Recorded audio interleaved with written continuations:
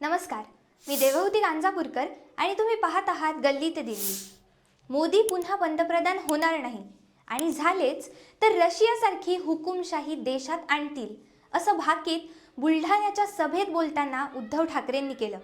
यावरून एक आठवण सांगितली जाते. 2019च्या लोकसभा निवडणुकीपूर्वी एबीपी माझाच्या माझा कट्टा या कार्यक्रमात बोलताना ज्येष्ठ पत्रकार कुमार केतकर म्हणाले होते की 2019ला नरेंद्र मोदी लोकसभेच्या निवडणुकाच घेणार नाहीत.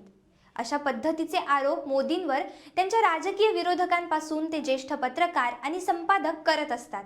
मोदी पंतप्रधान होणार नाहीत असं उद्धव ठाकरे सांगतात, परंतु त्यांना रोखणार कसं या प्रश्नाचं उत्तर त्यांच्याकडे नाही. मोदींना रोखण्याचा प्रयत्न करण्यासाठी इंडिया आघाडी स्थापन केली गेली, परंतु एका वर्षाच्या आतच इंडिया आघाडीचा बोजवारा उडाला. इंडिया आघाडी एकसंघ राहिली असती तर एकाच एक उमेदवार देऊन मोदींपुढे थोडंफार आव्हान निर्माण करता आलं असतं. पण आघाडीतल्या प्रत्येक नेत्याला पंतप्रधान पदाचं स्वप्न पडत असल्याने आपल्या पक्षाला जास्तीत जास्त जागा मिळाल्या पाहिजेत या हव्यासातून आघाडीतील प्रत्येक पक्ष आपले स्वतंत्र उमेदवार घोषित करतोय.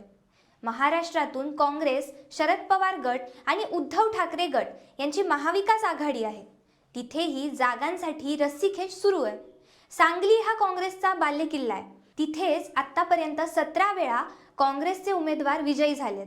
तरीही सांगलीत आपल्या पक्षाची ताकद नसताना, पक्षाचं संघटन नसताना मूळ पक्षाचा कोणी उमेदवार नाही, पण चंद्रहार पाटलांसारख्या आत्ताच पक्षात येऊन उद्धव ठाकरे गटाने त्यांची उमेदवारी घोषित केली आहे. काँग्रेसही सांगलीची जागा सोडायला तयार नाही. बारामती मतदारसंघ अजित पवार गटाच्या वाट्याला येणार आहेत. तिथेही एकनाथ शिंदेंच्या शिवसेनेचे माजी आमदार विजय शिवतारे यांनी आपण बारामतीची जागा लढवणारच असा निर्धार व्यक्त केलाय. एका जागेवरून जर महाआघाडीत रस्सीखेच होत असेल आणि बंडखोऱ्या झाल्या तर मोदींना पंतप्रधान होण्यापासून कसं रोखाल असा प्रश्न जनतेतून विचारला जाऊ लागलाय.